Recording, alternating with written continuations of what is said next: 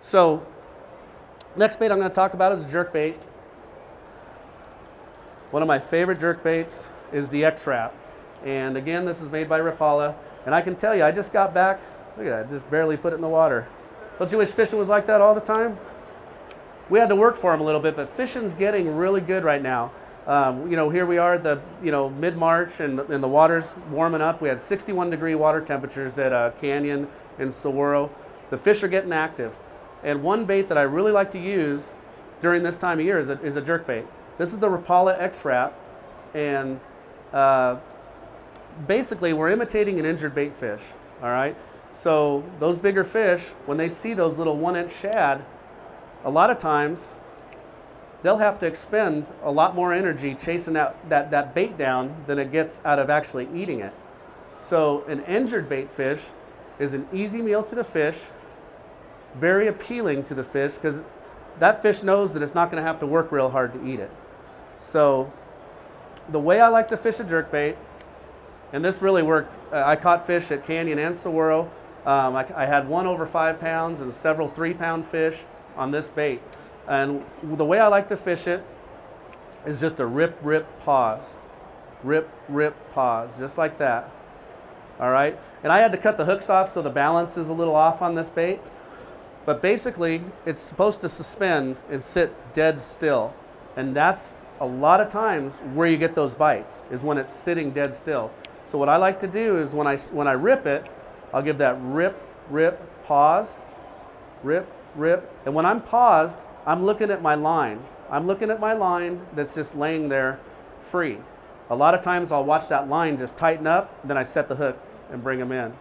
But that pause, a lot of times is where that fish is going to eat it, because we've all seen followers where you're reeling in your bait and the fish comes following up to your boat.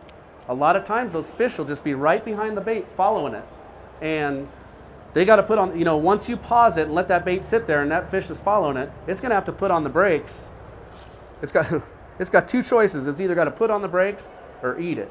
And a lot of times they eat it. So don't be afraid halfway back to the boat when you're throwing a jerkbait.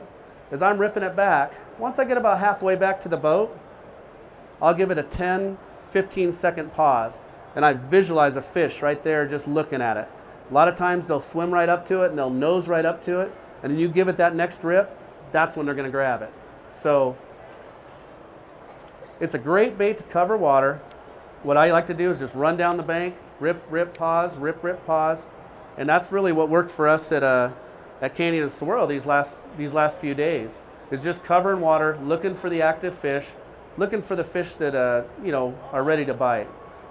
Real appealing, injured shad, any kind of reaction bait, whether it's a crankbait, a jerkbait. The lighter line you can get away with, the better action you're going to get out of your baits. Not only the better action, the better depth. So, if you have a crankbait that dives to 10 foot of water with 8-pound line, if you put 20-pound line on that crankbait, it might not even dive to 4 or 5 foot.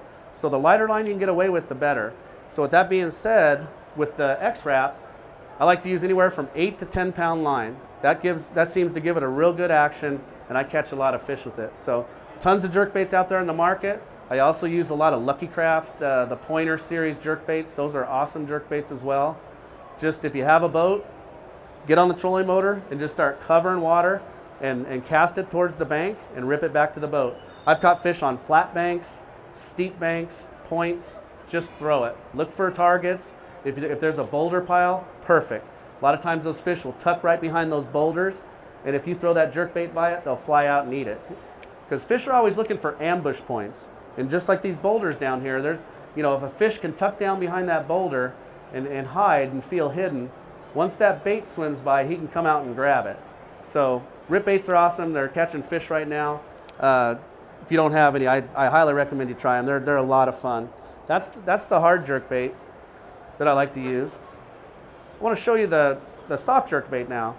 And one problem with the X-Wrap is if I'm fishing around trees and sticks and brush, those treble hooks that are on that bait are going to snag that brush.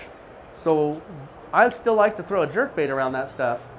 So the one bait that I really like is a Zoom fluke, and this is called a Zoom super fluke. And the reason I like it is because I can fish it just like a jerkbait, but it's weedless. So just like you'd fish a Texas rig worm, I just have the hook buried in the bait where you can hide that hook point, and now that gives me the ability to fish a jerkbait around the trees, around the brush, that kind of thing.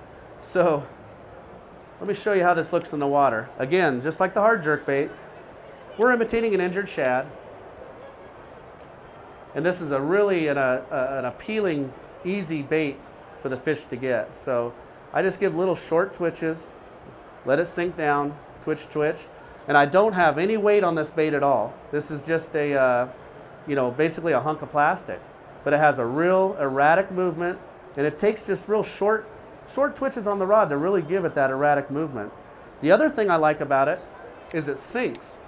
So just like a Senko, and I'll show you that real quick too, but just like a Senko, that sinking movement is very, very natural to the fish. It's imitating that shad that's just trying to get away and runs out of energy and sinks down, runs out of energy and sinks down. But if there was a tree right in the middle of this tank, I'd want to cast way beyond your tree. Always cast beyond your targets. If there's a tree right there, I wouldn't want to land right on top of that tree. I want to cast well beyond that tree. So what I'm going to do is I'm going to cast well beyond that tree, and I'm going to work it back just like I would. Rip, rip, pause, let it sink down. And then once I get past that tree, just like that, I'm going to let it sink down. Because depending on how big that tree is, those fish can be, I've seen fish that are just suspend right on top of the tree. Fish will suspend somewhere in the branches, halfway down the tree. But more often than not, they're at the base of that tree. So I'll let that bait sink all the way down to the base of that tree and just watch my line and wait for it to get tight, wait for that fish to swim off with it. So that's the goal. But these baits are awesome. If you guys fish Lake Pleasant, the stripers, love this bait. Absolutely love it. Anytime you see the stripers or fish chasing the surface, man, you can catch fish as fast as you can get the bait in the water. That's for sure. It's a lot of fun to use. It's weedless. You fish it just like a Texas rig, and catches a ton of fish. This is a Zoom Super Fluke. The Bass Assassin makes a great bait as well. As far as colors go, this is just a pearl color. I stick to the basic natural shad patterns because we're imitating a shad. That's really my favorite color, is the pearls or the silvers, that kind of thing that imitate the bait fish. But very effective this time of year as these fish move up shallow in the structure, and works awesome. Behind you? Please do. Okay, cool. Just wanted to let you know I was here. Trying to scare me back here. Trying not to. All right. Real quick, I want to talk about a spoon. Just to give you guys some info. Spoons work year round. And anybody here thrown a spoon before? Ever fished with the spoons? Yeah, awesome. It's one of my favorite ways to fish. And this is just a simple Bass Pro Shops Strata spoon. So this particular bait's 3/4 ounce, and they're reasonable. They're $3.50 a piece, and they catch a lot of fish. Again, we're imitating an injured shad. And I was just going to give you a couple tips on what I do fishing the spoon that might catch you a couple more fish. A lot of us just like to fish vertically, straight underneath the boat. And I'll tell you what, if I have fish on my graph, I am looking for those fish. I can reel up to them and get that spoon right in front of them. But just like I was throwing that jerkbait, I can fish this spoon the same way as I fish that jerkbait. So now, that jerkbait won't go down to 20, 30, 35, 40 foot of water. So what I can do is make a long cast with that spoon, let it sink all the way down to the bottom, and hop it back. Hop it back. So it's sitting on the bottom, hop it back. Keeping contact with the bottom is very important because a lot of the fish that are feeding are going to be close to the bottom. So basically, let it hit the bottom and rip it. So if you kind of think about it, I could be in 30 foot of water and fish this bait back, cover water on flats, try to find the locations of schools of fish, and when I do, that's when you can take the boat and hone in on the specific spots where you find those fish. Every fish you catch, think about where you caught it, how you caught it, your technique you were using. If you find fish in 30 foot of water, you can duplicate that pattern more than likely several different areas on the lake. So I use this spoon a lot of times as a search bait. I'll make the long cast and hop it back just like that. So it's basically like a jerk bait that you can, cover a lot of water and find fish. I also use my graph, fish vertically right underneath the boat.